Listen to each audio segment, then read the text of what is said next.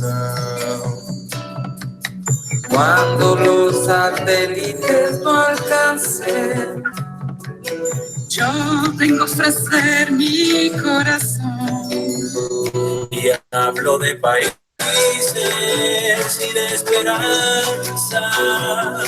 Hablo por la vida, no por la nada. Y hablo de cambiar esta nuestra casa. De cambiar la por cambiar. ¿Quién dijo que todo está perdido? Yo vengo a ofrecer mi corazón. ¿Quién dijo que todo está perdido? Yo vengo a ofrecer mi corazón. Who says that everything is lost here? Yo vengo a ofrecer mi corazón.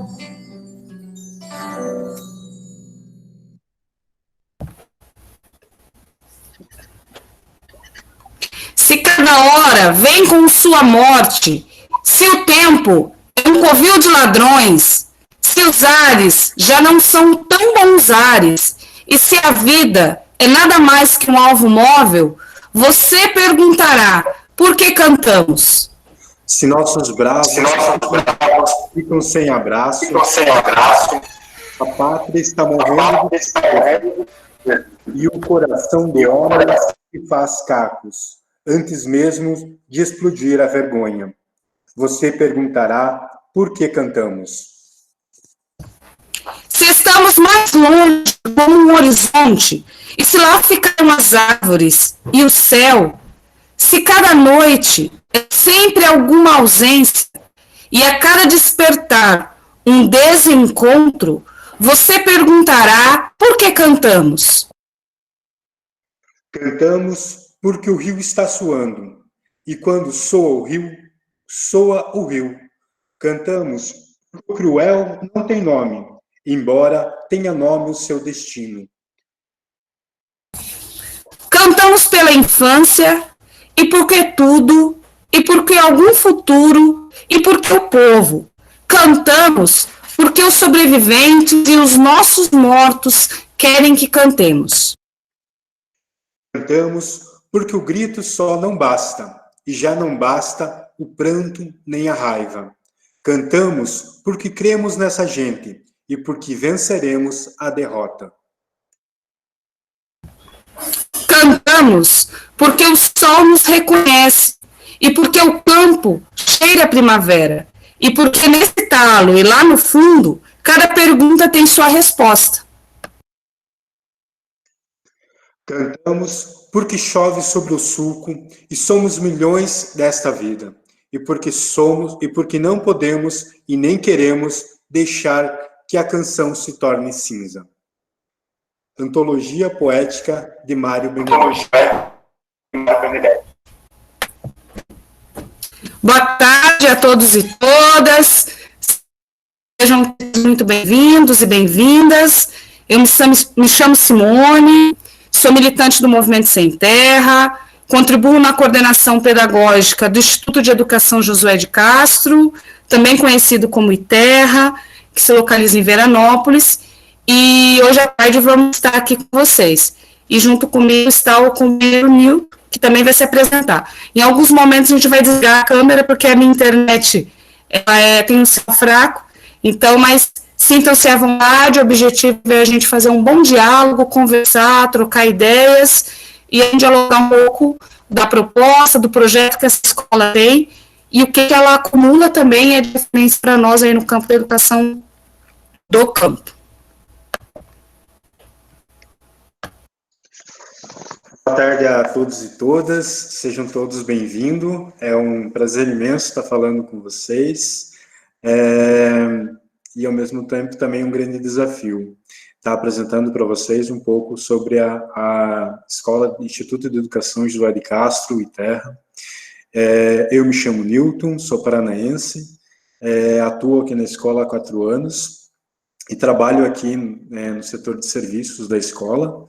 e também no acompanhamento das turmas.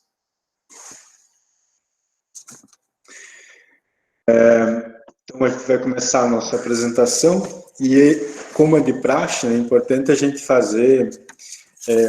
conversar sobre essa escola a partir do histórico que ela tem, né? Então, essa escola nasce também de uma necessidade do movimento sem terra, e antes dela nascer quanto necessidade, nascia-se primeiro a necessidade das famílias acampadas de terem escola no acampamento, isso lá a partir de 84, no processo de retomada da luta pela terra.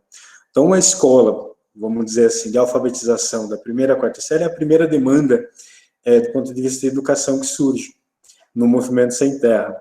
A partir daí, surge essa necessidade de pensar que essa escola, do jeito que estava apresentada e do jeito que ainda está, não nos serve.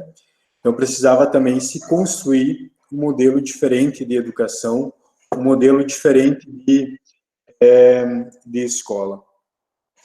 E por isso que o setor de educação, que dentro do movimento sem terra, é o que dialoga com o ponto de vista da escolarização e das escolas, é uma das primeiras a nascer, e nasce, portanto, a partir da necessidade. E o ITERRA nasce também a partir da necessidade do movimento tinha de fazer uma escolarização da formação técnica profissional a nível nacional. O movimento nasce em 84, e essa escola inicia-se, então, próximo dos anos 90. Antes de se tornar ITERRA, há alguns antecedentes que é importante a gente trazer presente, porque eles contribuíram com o que essa escola é e o que ela continua sendo. A primeira experiência, então, do ITERRA, como é hoje, inicia-se em Braga, em uma escola chamada Uma Terra de Educar. Essa escola nasce a partir da articulação com os freis franciscanos e o movimento sem terra, e funciona ali em Braga até próximo de 92, 93. E funcionava no antigo seminário.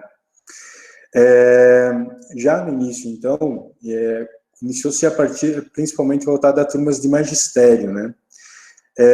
Já se discutia que o método de funcionamento dessa escola deveria ser diferente, popular, socialista, coletivo, com muitas questões ainda a aprender, com muitas questões por vir, e são justamente essas contradições vivenciadas naquele período em que vão se implementando no método, em que vão se acumulando e, ao mesmo tempo, contribuindo nesse processo de educação. Não bastava ser só uma escola, né? Ela precisava ser um modelo diferente de educação, principalmente porque trabalhava com a questão de magistério, que naquela época era voltado principalmente para professores.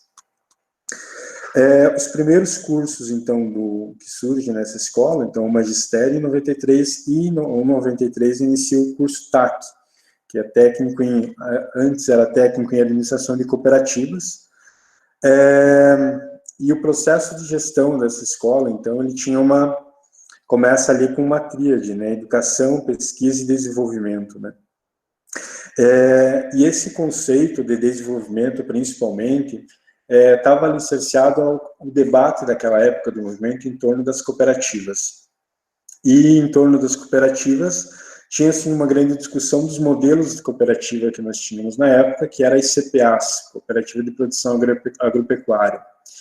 E aí nasce um dos grandes temperos do método pedagógico da escola, que é as OFOCs, né, que era um método de desenvolvimento por Clodomir de Moraes, onde possibilitava os sujeitos de um determinado coletivo a vivenciar radicalmente processos de cooperação. E aí, onde cada turma se organizava como uma cooperativa, cada turma, e através dessa cooperativa buscava a manutenção, buscava os processos de escolarização e autossustentação de quem ali tivesse. Esse processo lá em Braga, ele sofreu,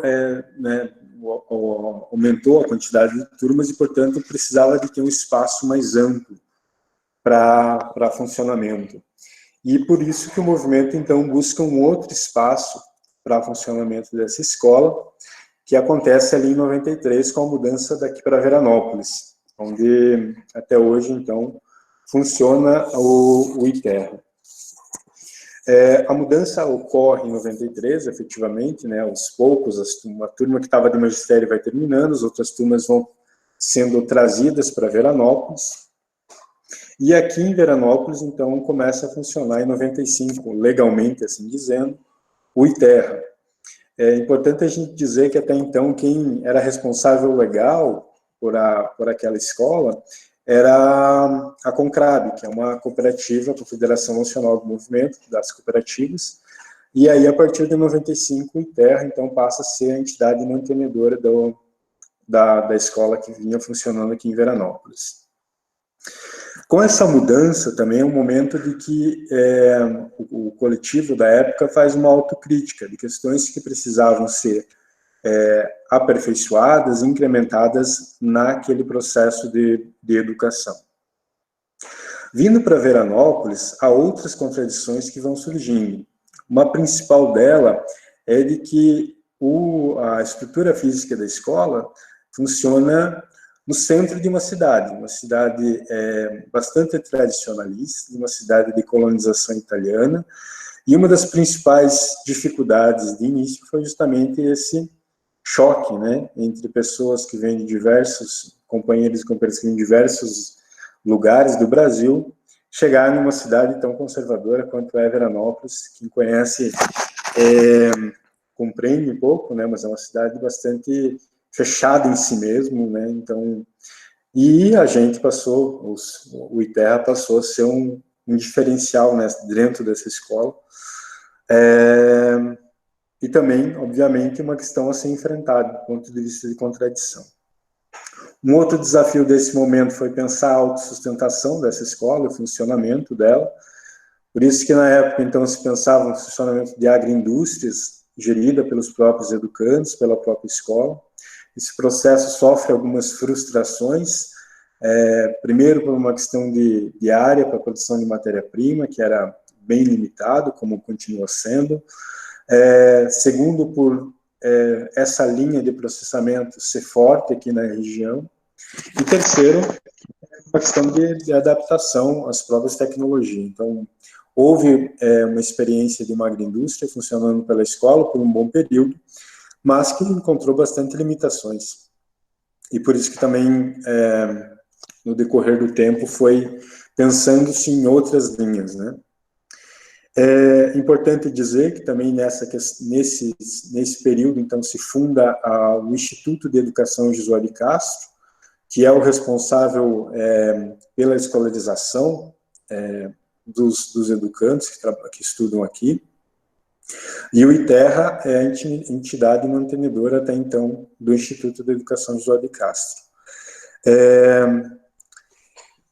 Nesse momento também passa a ter alguns cursos de escolarização de ensino, de escolarização de ensino médio e ensino fundamental, principalmente para os dirigentes do movimento, considerando que isso também era e é uma das grandes limitações do ponto de vista da escolarização. Em 98, então, é um ano onde a gente constrói algumas experiências com a comunidade local, inclusive do ponto de vista de escolarização. Em 99, a gente tem a conquista do PRONERA, que é o Programa Nacional de Educação para a Reforma Agrária, que passa a ser um grande alavancador de cursos para o conjunto do movimento, inclusive aqui no ITERRA. Com isso, a gente tem também, nesse período, a primeira turma do curso de saúde comunitária, inicia-se a turma de pedagogias, depois ali em 2000, né, os cursos de comunicação comunitária, ou seja, ele também dá o surgimento do PRONERA, a conquista do PRONERA dá condições para se construir outras alternativas do campo de vista da escolarização. Hoje, então, Em 2010, ainda é importante dizer, é um outro processo de autocrítica da própria escola, da construção dela. Então, há outros cursos que se somam na grade oferecida pelo ITERRA, né? Então, como o curso de formação política voltados para a juventude, que é o nosso curso TCHE, que ocorre sempre no período de janeiro, cursos de introdução ao pensamento marxista, Lenin, e assim por diante. E também, agora mais recentemente, tem a inclusão do curso de História, que também passa a funcionar em parceria com a Universidade Fronteira Sul e o ITERRA, né? Então, hoje nós temos, atualmente, formamos a 16ª turma do técnico em cooperativismo, né, foi formada agora em março, estamos em andamento com a 17ª turma, e também temos em andamento a turma de História 2, né, então a turma de História número 1, formada no ano 2018, final do ano, né. Importante também a gente gostaria de compartilhar com vocês o pensamento de Josué de Castro, né, que é o nosso patrono aqui da escola. Então, Josué de Castro é um dos grandes brasileiros que contribuíram com a nossa nação e que, infelizmente, é esquecido ou negado pela academia, principalmente, ou então pela própria estrutura da sociedade, né? Josué de Castro, então, ele nasceu em 5 de setembro de 1908, no destino do Recife, Pernambucano, e faleceu no dia 24 de setembro de 73, no exílio, né, durante o período da ditadura militar, estava exilado, então, em Paris. Josué de Castro, então, como nosso patrono, ele tem a formação de médico, né, é médico de medicina, mas ele seu principal legado está no campo da geografia. Então, dados as suas pesquisas, as suas elaborações, então, Josué de Castro também é um escritor, e escreveu muitas questões que são de sua pesquisa, então, o caráter pesquisador que ele tem, e também teve atuação política, antes ali do processo de ditadura militar, né, teve 2 mandatos como deputado federal pelo município.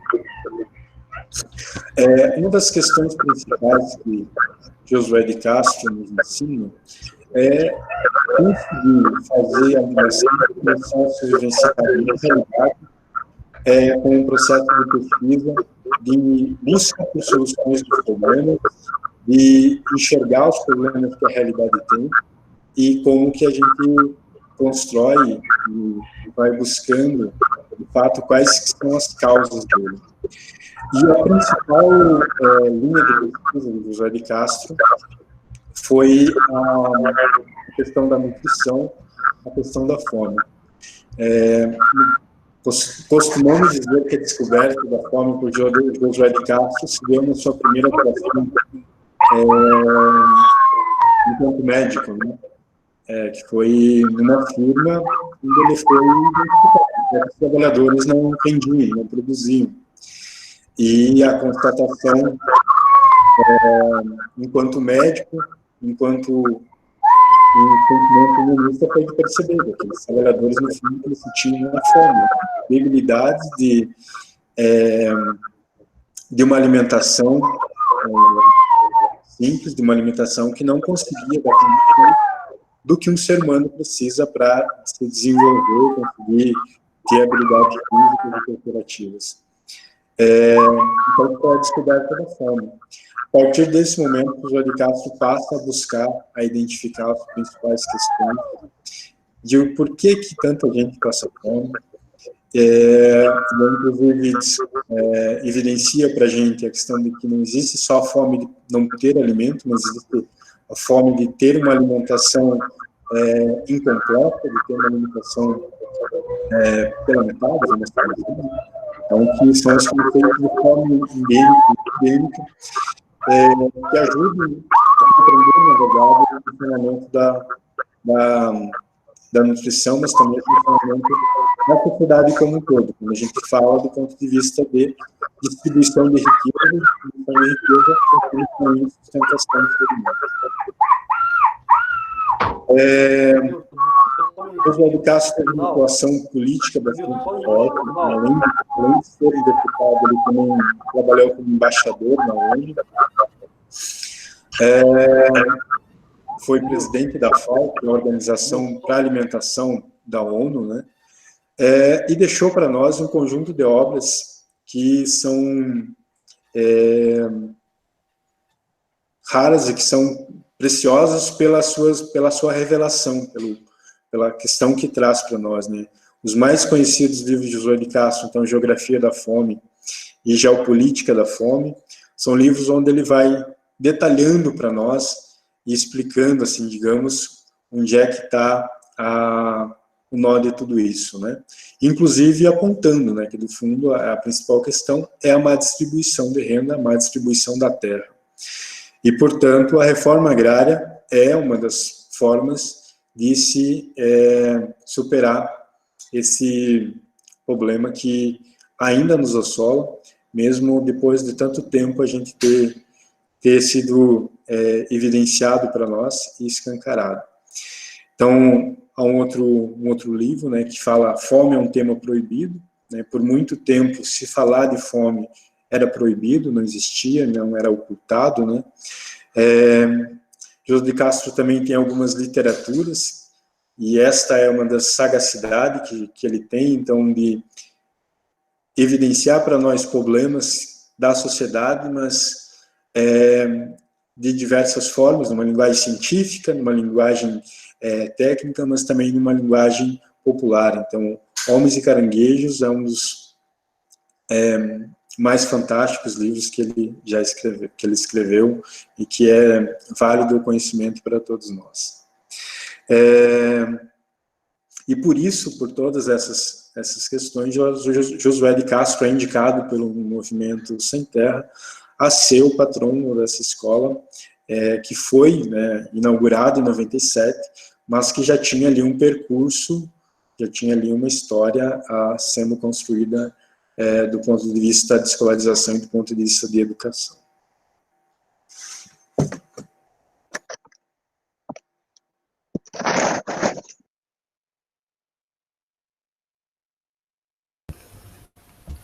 Muito bem. Educadoras, professoras, estudantes, companheiros e companheiras, sejam todos e todas muito bem-vindos e bem-vindas, né? Uma das questões que a gente vai trazer agora à tarde, e que o Newton já coloca muito bem, essa escola, ela tem uma trajetória, né? Uma trajetória histórica que ela vai saltar principalmente na experiência de Braga, né, dos educadores, coletivo de educadores, que usaram a pensar uma educação que tivesse um forte vínculo direto com uma educação popular, com uma educação para a transformação. Então, ao ir para Veranópolis, ao ser uma escola de movimento social, ela assume principalmente 3 matrizes no seu processo de formação humana, né? Ao ser uma escola que está buscando trabalhar com a formação do ser humano de forma integral, ela vai buscar na educação popular, principalmente, esse papel do sujeito com a libertação social, de se reconhecer como oprimido, de se reconhecer como processo de libertação, de reconhecer o opressor. Então, essa escola vai trabalhar no seu percurso com o aprendizado histórico da educação popular, pelo Paulo Freire, pelos processos que a gente vem vivenciando de educação popular no Brasil vivenciava, pelas experiências históricas das organizações populares. Essa escola, ela vem como fruto do processo da educação popular. Essa é uma matriz, né? Ou seja, descobrir a ação da sua própria liberdade. Então, como eu descubro que eu sou oprimido, que tenho um opressor, e me coloco como sujeito de libertação. Uma segunda matriz, que vem nessa influência de ser uma escola, é ser uma escola da classe, né? E com isso, a escola vai buscar lá na pedagogia socialista quais são as referências de se construir uma escola para a classe trabalhadora, uma sociedade, de um coletivo, de pessoas que visam a transformação social. E na pedagogia socialista, principalmente, buscar, aprofundar quais são as ciências, os elementos que vai se vincular essa escola a uma escola do trabalho. Como que o trabalho educa para além do processo desse ser humano integral?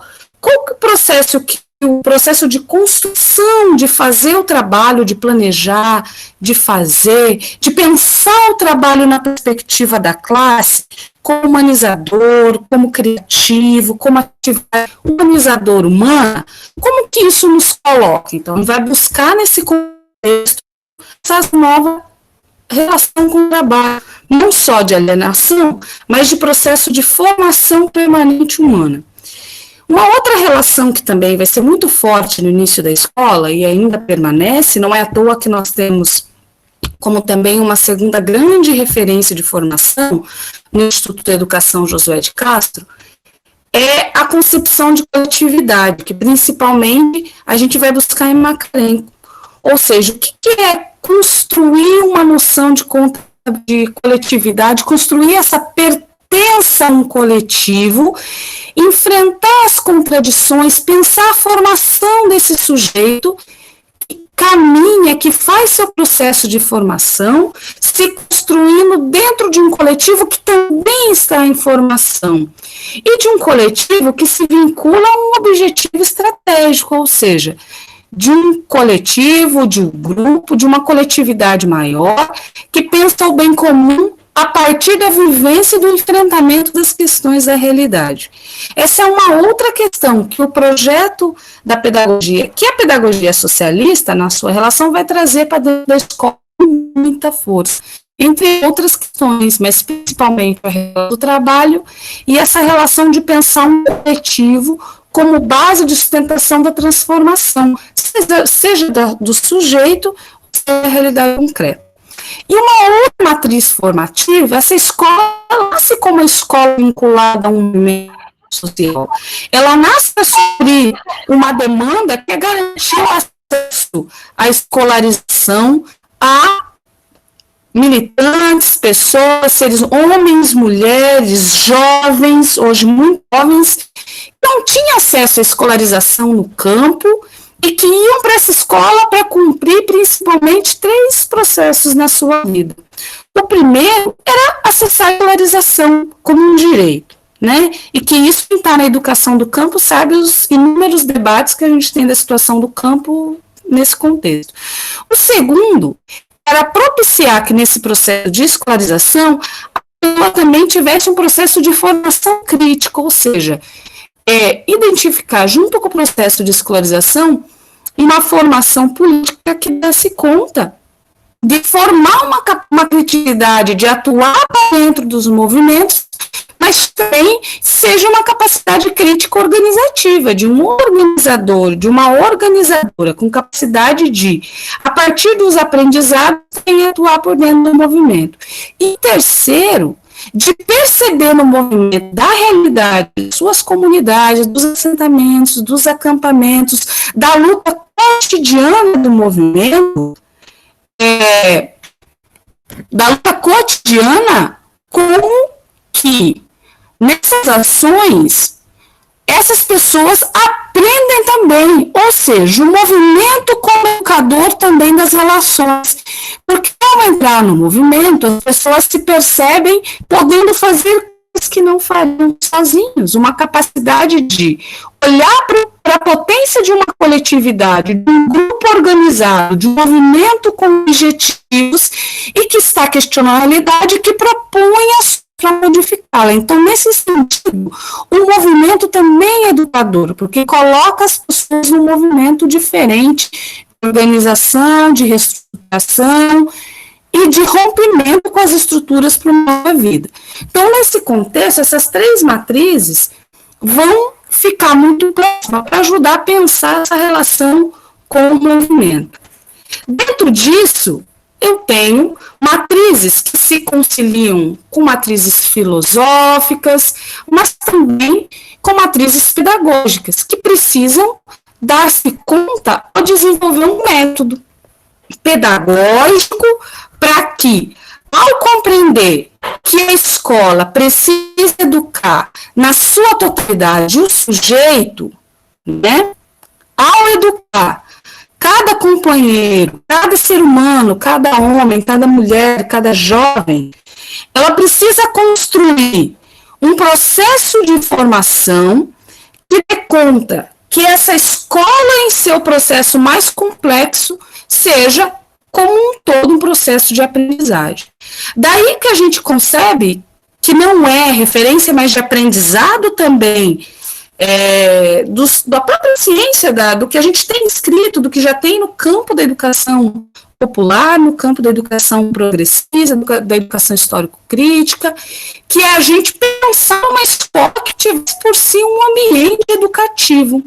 E que nesse ambiente educativo, todos os espaços fossem espaços de se aprender dentro desse contexto. O primeiro, do acesso à escolarização. Então, estou trabalhando com seres humanos, filhos e filhas, gente que não teve acesso cultural à escolarização, preciso construir espaços para se criar hábito do processo do aprender a estudar, do acesso ao conhecimento, que é o hábito da leitura, o hábito da organização para o estudo, o hábito da curiosidade, da relação com a pesquisa.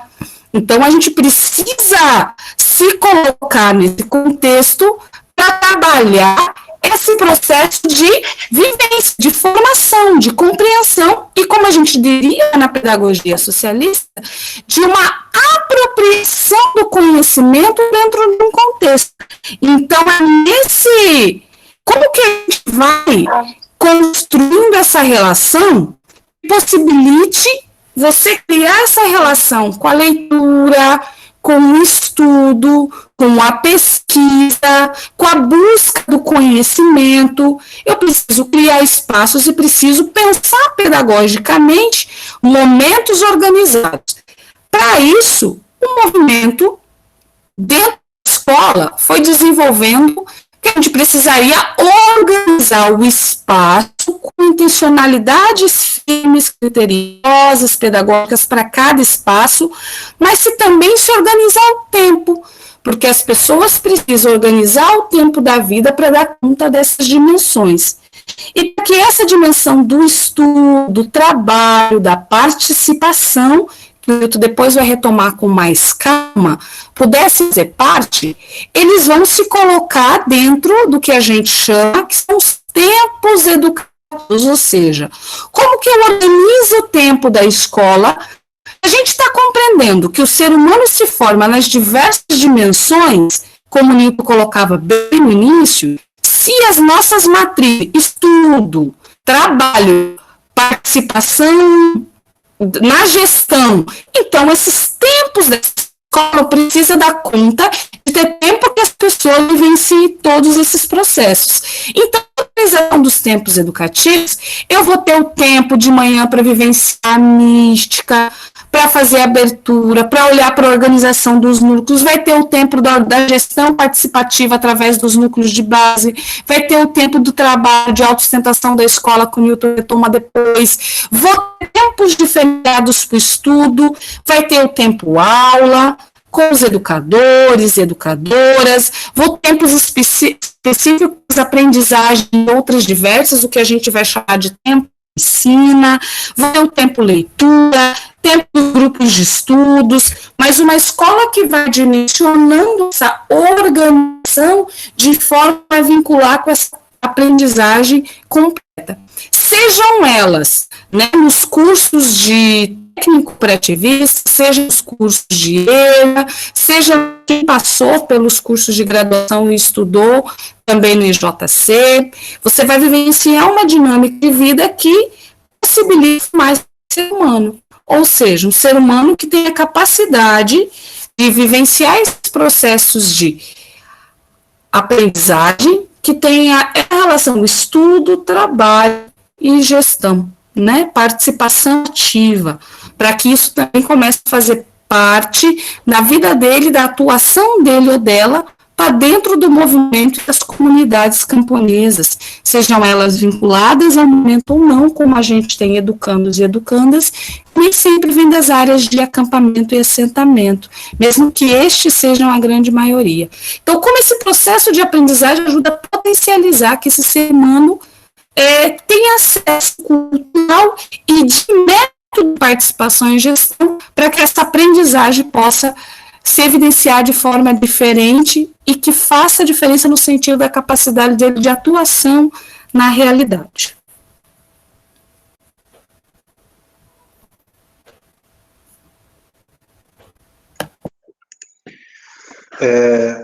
No prosseguimento, no que a Simone coloca para nós sobre as situações dos pilares educativos aqui da escola, então, o estudo, a gestão democrática, a coletividade e o trabalho. Então, a nossa escola é uma escola do trabalho. É uma escola por onde o trabalho, enquanto uma dimensão humana, formadora desse ser humano, construtor desse ser humano, precisa estar presente não só do ponto de vista laboral, não só do ponto de vista mecânico repetidor, ele precisa estar presente do ponto de vista emancipador. Então, com o trabalho como uma atividade humana, né? Então, o trabalho que nos forma enquanto ser humano, é ele que nos diferencia. Então, ele também nos educa, né?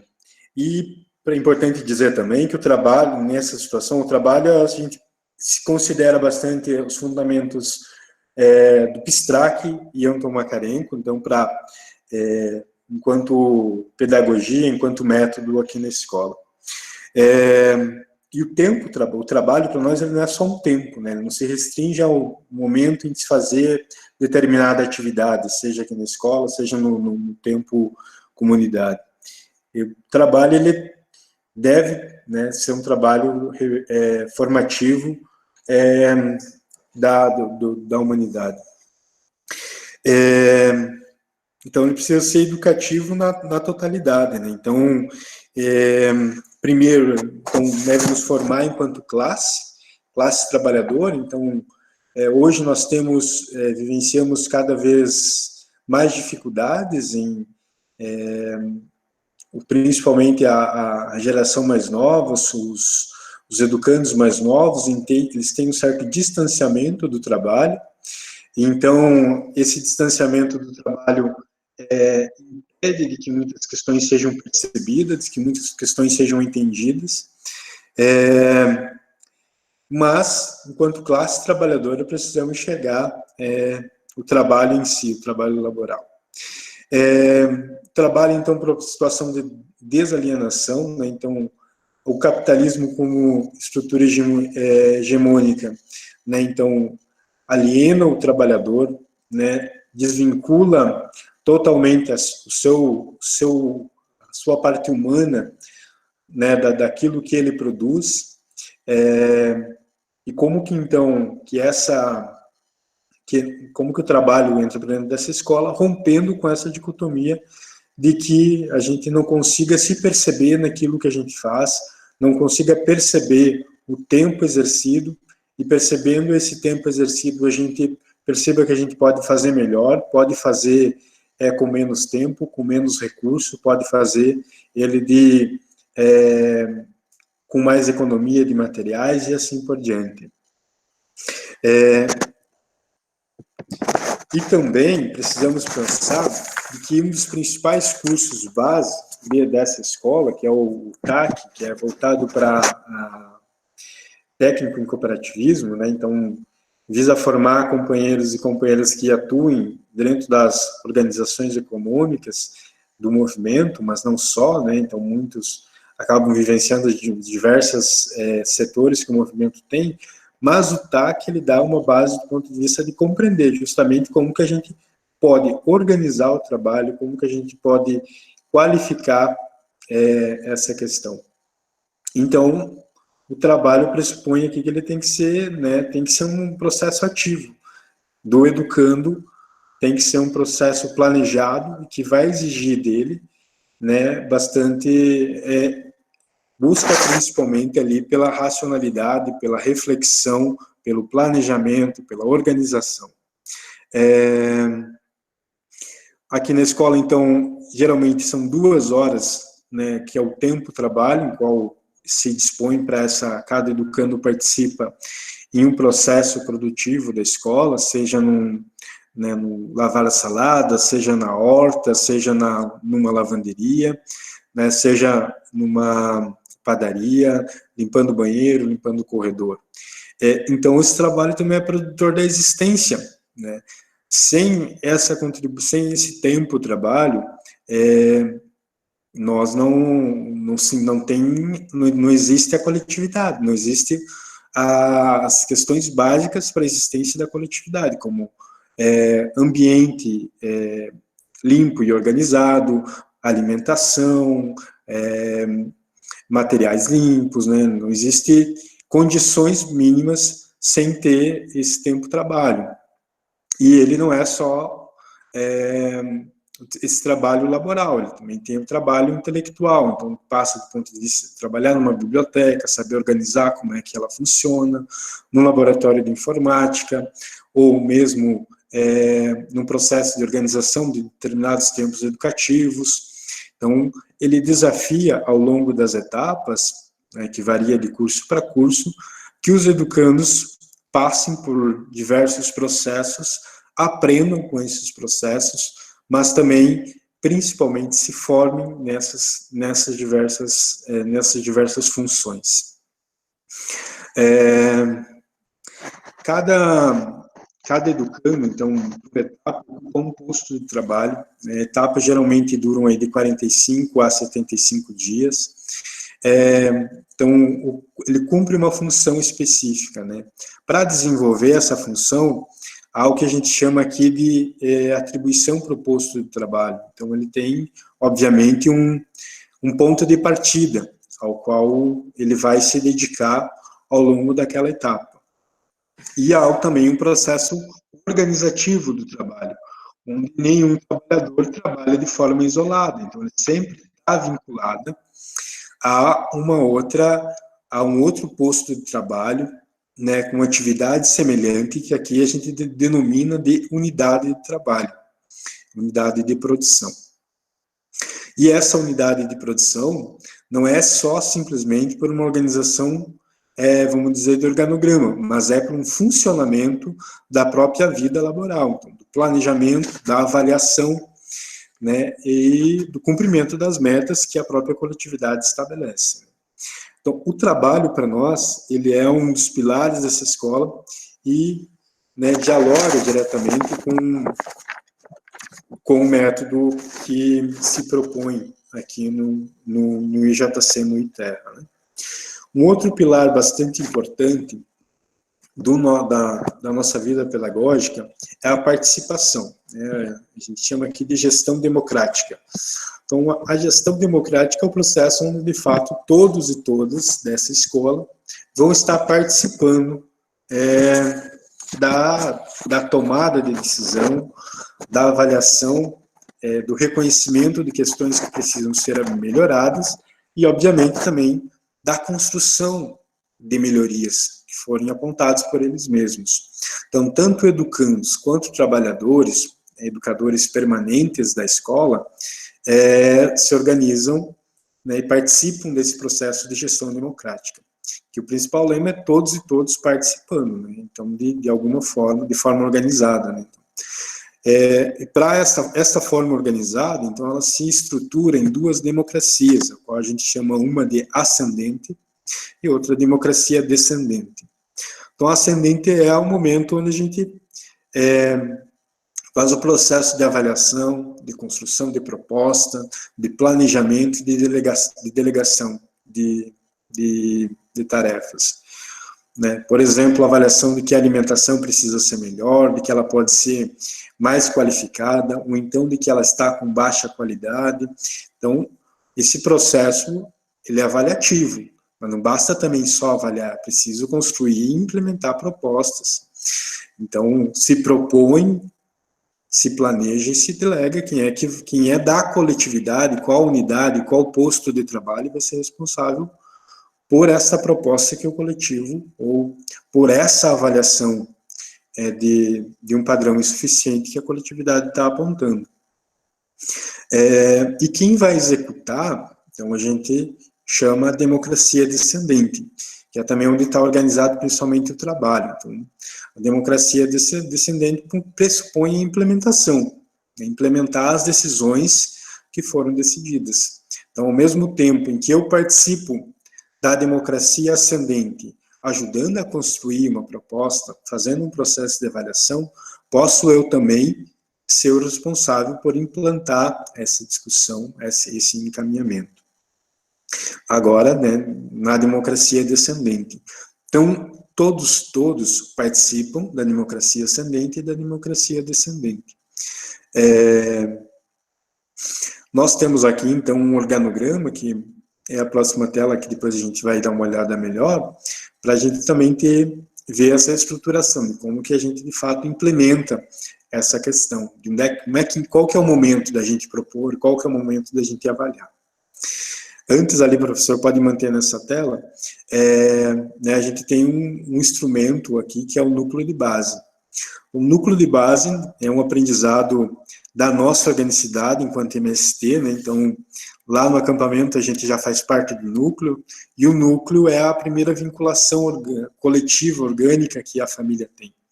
Então, a escola implementa também, né, pela pedagogia do movimento, o núcleo de base, onde os educandos e também os trabalhadores vão pertencer a um núcleo de base, que é justamente a base da construção da coletividade.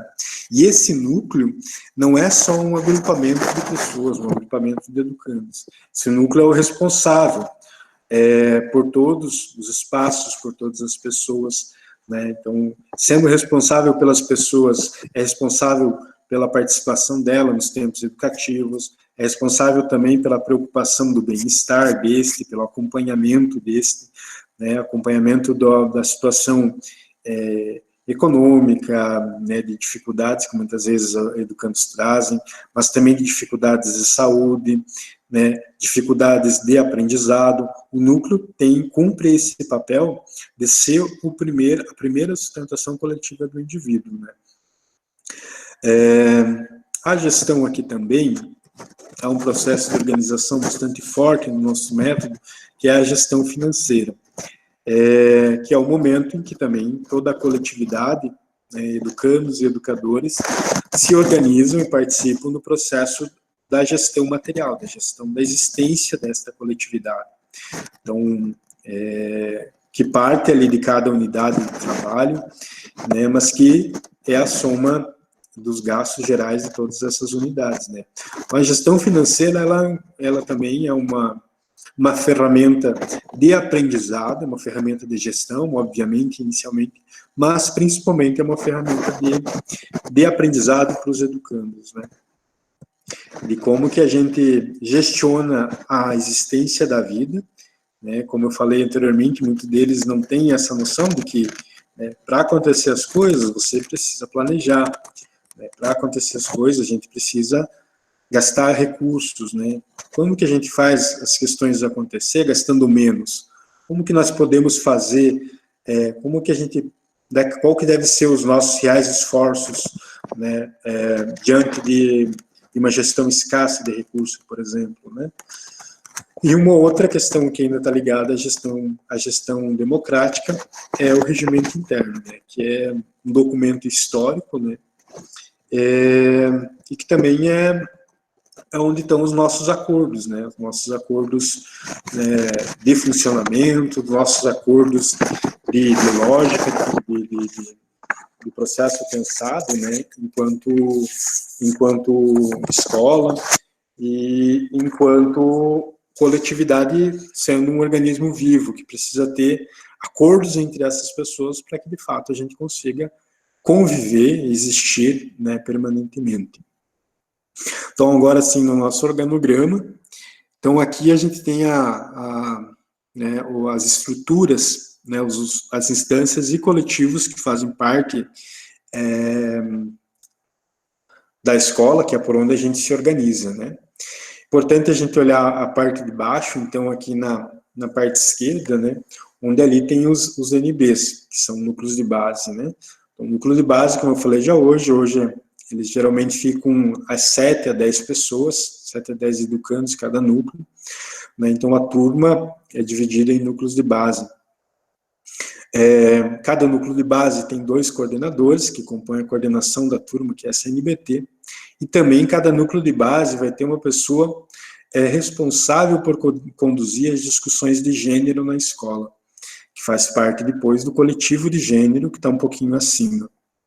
E também do coletivo de apoio. O coletivo de apoio, então, é o que é responsável pela garantia do regimento escolar, pela garantia dos combinados, a garantia dos horários, a garantia não só da disciplina, mas da disciplina e da ética desses membros dessa coletividade. Também é possível perceber, né, então, do lado dos núcleos ali a gente tem a estrutura dos trabalhadores, então, a coletividade Macarenco, que agora chamamos, né, que é onde todas as pessoas que integram e trabalham na escola também fazem parte e têm responsabilidades iguais a dos educandos, mas também têm responsabilidades pelas tarefas, em específico, que recebem aqui do próprio movimento. Tanto a representação das turmas, quanto dos trabalhadores e do acompanhamento, então, se junta na CNBI, que é a estrutura geral do Instituto que, né, ajuda a deliberar as questões do cotidiano, vamos dizer, as questões de funcionamento da própria coletividade. À direita, então, da tela, a gente pode ver aqui, então, a parte de organização do trabalho. Esta parte, então, do grupo gestor abaixo, ali, é onde se estrutura a democracia descendente. E a parte dos núcleos é onde se estrutura a democracia ascendente. Então, aqui após o grupo gestor, então, a gente tem os setores. Tem 4 setores, e abaixo dos setores as diversas unidades. Dentro de cada unidade é um conjunto de postos de trabalho, um conjunto de educandos que trabalham dentro dessa unidade ocupando responsabilidades diferentes. Na próxima tela, então, a gente pode ver um outro processo semelhante ao organograma, mas que diz respeito ao nosso fluxo de gestão, ao nosso fluxo de informação. Então, as mesmas estruturas que estavam compostas ali no nosso organograma, né, como que inicia uma discussão ou um processo de avaliação, né? Ela sempre vai partir do núcleo de base. Núcleo de base, coordenação da turma, até o encontro geral, e depois se implementa até a unidade de produção, que é responsável por fazer o acontecer, né?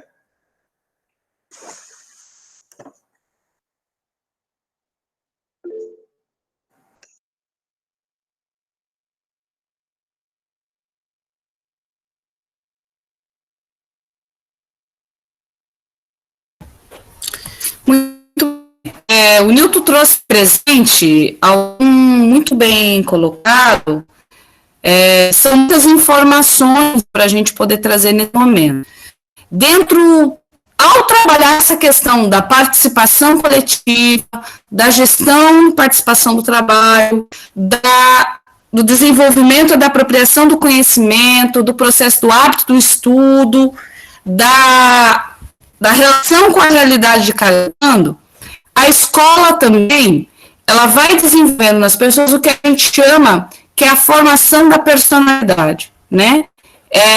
O desenvolvimento paralelo a isso, também de valores, que são importantes dentro daquilo que a gente acredita.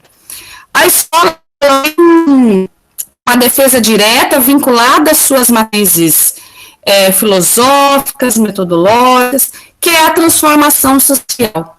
A transformação social só acontece se eu tiver homens e mulheres com capacidade também de se transformar, de serem diferentes para construir uma sociedade diferente. E isso só se faz quando você tem ação cotidiana que questione as nossas atitudes postas por essa sociedade e a coletividade a pensar e a construir e a fazer ações que permitam, ainda que pouco, vivenciar novas relações, que é o que a gente defende da organicidade, da organização e do desenvolvimento do método na escola. Dentro disso, dentro da escola, a escola não é uma ilha e não vai explodir os problemas que nós temos na sociedade. Ou seja, o individualismo, a falta de coerência, as questões de gênero, né, o machismo, o preconceito, o oportunismo. Vai aparecer na escola os problemas também gerados pela violência. Então, todos esses processos vão colocar essa escola, a partir da organicidade, a pensar como que eu, coletivamente, como educador e com os educandos e as educandas fazendo parte, ajudando, a partir dos núcleos de bases que a gente vai enfrentando esses debates e construindo formas de superação de temas que são muitas vezes tabus e que não estão postos muitas vezes no trabalho pedagógico de forma aberta e colocando como parte do processo cotidiano. A escola, quando foi criada em 95, ela trabalhava com militantes, jovens, talvez até mais velhos no período, porque era gente que não tinha acesso. No decorrer dos anos, ela também vem diminuindo a idade dos educandos e mais próximo da idade de quem está no ensino médio, que para nós, por um lado, é bom, significa que nas nossas áreas as pessoas, de certa forma, têm acessado ao fundamental, ao médio, né? Por outro lado, a gente tem lidado com uma juventude, tem trabalhado no decorrer da escola com uma juventude que está trazendo, para além das questões que está vinculado à luta pela terra, a vida no campo, a vida da luta interna pelos direitos, pelo acesso, mas também está ligado aos dilemas do que a nossa juventude, seja no campo ou na cidade, vivencia hoje. Tem muita gente que vem dizendo desse debate e fazendo um estudo, inclusive no Movimento Sem Terra, o setor de saúde vem estudando muito que são as questões desse adoecimento causado pelo individualismo, pelo sistema, e que também na juventude vai causar o que a gente chama de um vazio social, né? E isso também a gente tem enfrentado na escola. Por isso que, mais do que nunca, o método de formação que o movimento e que a escola, que o Instituto de Educação vem fazendo, ele tem se pautado muito na organização e no desenvolvimento de valores de perspectiva de futuro, de esperança vinculada a um projeto de classe. Por quê? Para que as pessoas possam diretamente se compreender que sociedade é essa que a gente vive, que nos adoece, que nos coloca numa ilusão frente ao que é, que não nos deixa dizer, fazer uma outra possibilidade de vida em que ela é real e ela é possível. E por quê? Ao enfrentá-la, a gente se encontra com tantas dores, com tantas dificuldades, com tantos limites na nossa vivência cotidiana. Isso é assumir as contradições de buscar tentar vivenciar outras formas, mas também alegrias de construir uma nova relação do viver amanhã, que o Macarenko já afirmava, né, da alegria amanhã. Como que a prática pedagógica nos possibilita a enfrentar as contradições, desvendar essa dura do sistema que a gente vive, da forma que o ser humano, principalmente, e que a classe trabalhadora, seja ela jovem, mas que sofre mais os jovens, as mulheres, os LGBTs, e que na escola também se estabelece. Portanto, para nós, os valores, seja ele trabalhar a solidariedade, o espírito de sacrifício, o trabalho também como valor, o compromisso com o estudo, para nós também a alegria que precisa ser trabalhada, a alegria de o vínculo com a base, a relação cultural da raiz camponesa, no que eu parto da relação do campo para olhar o mundo, volto também meu olhar para o campo, como que pensa a formação desse caráter, desse sujeito, com capacidade de olhar com criticidade para essa realidade, de buscar na ciência, no conhecimento, na sabedoria popular, elementos para atuar também sobre ela, e com capacidade de se tornar um ser humano mais feliz, com capacidade de compreender e de construir um conjunto com humildade, com relações organizadas, superando o preconceito, as violências e novas formas de relação. Então, hoje é um desafio cada vez maior que o Instituto de Educação se coloca.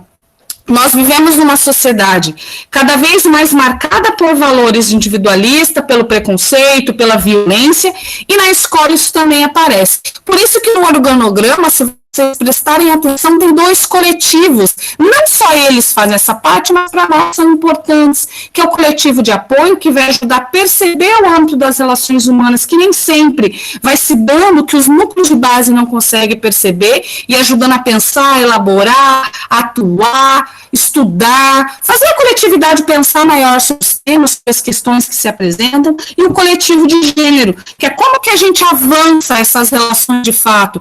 Nós somos camponeses, os camponeses, pela nossa trajetória de um movimento social camponês que vem vinculado a regar a igreja, que nos moldou e nos trouxe parte do DNA que a gente tem da mística, da esperança, da utopia, mas também trouxe com ele, pela vivência que não está só na igreja, mas que está na sociedade, de valores ainda de discriminação, de preconceito, e que a gente precisa ir superando. Por que eu falo isso? Nós temos muitos desafios para a gente poder perceber essa relação. Um dos desafios que a gente tem muito grande agora é como que a gente trabalha esse processo da formação humana, da relação do trabalho, no mundo em que o trabalho cada vez mais alienado, mais focado como fora, a direção do trabalho está indo para outra direção, o ser humano. Então, como que essa escola volta no trabalho como um todo? O trabalho como criativo do ser humano, participar, do fazer, como criador de uma outra realidade, para si e para os outros. Que é um problema que não está só na escola, é um problema da sociedade, né? Dessa dimensão educativa do trabalho, mas também sobrevivência do trabalho como atividade humana criadora. A segunda está vinculada a essa formação da personalidade, né? Dos limites que a gente tem. Como que a gente vai trabalhar da superação dos vícios? E a gente vem fazendo muita coisa na escola em relação ao alcoolismo, às drogas, mas também que está muito forte, como esse processo de você enfrentar esses problemas, mas atuar sem moralismo, com enfrentamento com base na saúde da pessoa, do ser humano, do cuidado, de ser humanos livres, sadios, saudáveis dentro do que a gente acredita para colocar. Terceiro, a gente também, nesse contexto, se coloca a construir uma escola que enfrenta também esse modelo de educação formal que está aí. Vocês muitos são educadores, são estudantes, estão nas escolas, estão no centro de educação. Cada vez mais nós recebemos e vem para nós uma forminha formatada do que tem que ser o currículo, o que tem que ser ensinado, para quem, com objetivo qual. E coloca cada vez nós a ter que superar a forma e, ao mesmo tempo, garantir o acesso à escolarização, mas não engolir só os que nos dão, né? Nós vem enfrentando um debate muito grande, que é da Base Nacional Curricular, como isso vem para dentro da escola, como que a gente assume a nossa filosofia, que é a história, a geografia, que a sociologia, que as artes, que a educação física, todas fazem parte da formação humana, né? E que tão importante quanto a língua portuguesa, matemática, como que isso forma o ser humano e como que a escola garante isso no seu processo, já que ela lida, o grande foco da escola é o ensino médio integrado ao curso técnico. E o terceiro, nós estamos em processo de transferência. A escola foi para Veranópolis, uma parceria com os monges capuchinhos num período da história que emprestou aquele prédio, que delegou como parte para que a gente pudesse desenvolver a escola. Mas sempre foi uma ânsia do coletivo do movimento dos educandos que a gente, de fato, estivesse no território de assentamento para poder, a partir dali, construir uma escola que a gente fala com a comunidade. A gente tem um vínculo direto com o MST, todas as ações, todas as formas que a gente constrói de ações vinculadas do tempo comunidade, da alternância, né, das oficinas de capacitação, das visitas a campo, dos trabalhos dos educandos, ele tem essa relação direta com a comunidade. Só que nós também queremos estar fisicamente na escola, para conviver, para vivenciar as ações. E nesse ano, né, a gente está construindo o processo da nossa transferência para Viamão, aqui para o assentamento Filhos de Cepé e a escola, né, do IJC, Instituto de Educação Josué de Castro, aqui em Viamão. Então também é um desafio, porque para nós compreendemos que a escola saindo de dentro das Veranópolis, ela não pode perder seu DNA, mas ela também é uma outra escola, porque se a gente acredita que a escola tem que se vincular a uma realidade concreta da comunidade, da vida que vive, ela também vai tomando outras dimensões nesse momento aqui de transferência. Então nós temos ouvido, né, nesse processo, a comunidade, as famílias, as lideranças, os setores do movimento, outros movimentos sociais, vamos estar ouvindo também, na relação com a sociedade, com Porto Alegre. Tem muitos companheiros e companheiras, nossos educadores e educadoras.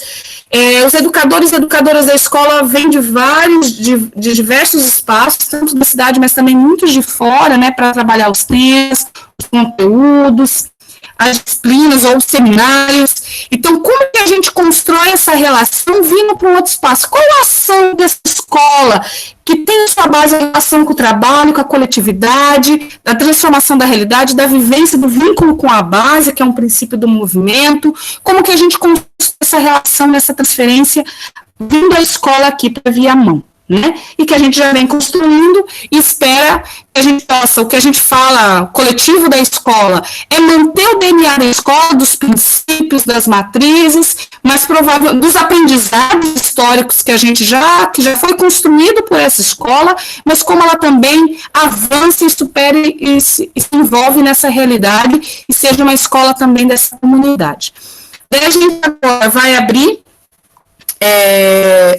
para vocês, por causa do tempo, já passamos bastante, e para as questões aí, se tiver, fiquem à vontade. Se ele quiser fazer alguma observação antes. Oi, Simone. Oi, Milton. Muito obrigado aí pela fala. Eu queria, Simone, destacar algumas questões, né, enquanto as pessoas vão ali se organizando para se inscrever, para fazer questões, dizer assim, duas questões que eu acho que é importante, né? Falar um pouquinho aqui do nosso ciclo de webinários, só fazer interrupção aqui rapidinho da gravação, para ficar mais fácil depois a edição.